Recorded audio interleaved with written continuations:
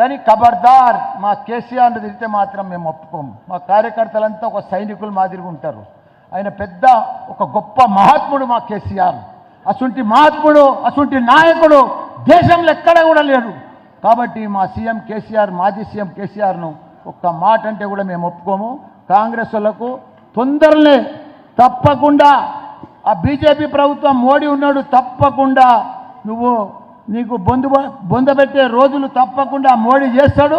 తప్పకుండా తొందరనే ఆ పని అవుతుందని కూడా మీకు మనవి చేస్తున్నా. ఏది ఏమైనా కేసీఆర్ని ఎవ్వరు చెరపలేరు.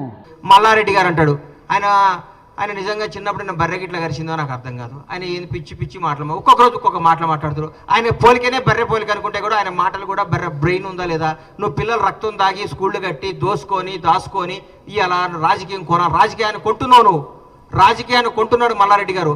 మాట్లాడితే ముఖ్యమంత్రి గారిని ఎట్లా పడితే అట్లా కామెంట్ చేస్తున్నావు. నీ స్థాయికి తగ్గట్టు మాట్లాడు మల్లారెడ్డి గారు. డబ్బు ఉంటే సరిపోదు.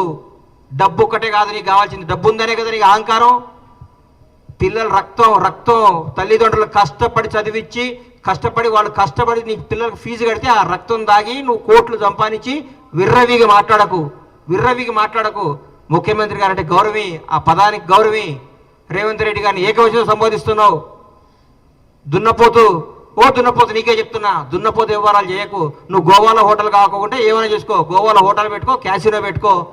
నీ బతుకేది కదా, నీ దొంగ బతుకునేది, దొంగ భూములు లాక్కునే బతుకునేది. ఎందుకు నీ మీద ఎంతోమంది పిల్లల భవిష్యత్తులోనే వాళ్ళని బాగా చదివించుకో. బాగా చదివి నిన్ను నమ్మి పిల్లల్ని జాయిన్ చేస్తున్న వాళ్ళ జీవితాలు అన్యాయం చేయకు. నీ స్వార్థం కోసం పిల్లల్ని అన్యాయం చేయకు. మల్లారెడ్డి ఇన్స్టిట్యూషన్స్ అని పెట్టుకున్నావు, దేవుడు నీకు మంచి పేరు ఇచ్చిండు. నీ మల్లారెడ్డి కాదు, మీ నాన్న మల్లారెడ్డి, మీ తాత మల్లారెడ్డి, ఇంకో మల్లారెడ్డి వచ్చినా ఈరోజు కాంగ్రెస్ ప్రభుత్వాన్ని ఏం చేయలేరు. రేవంత్ రెడ్డి గారిని ముట్టుకోలేరు. మీరు గుర్తుపెట్టుకోండి.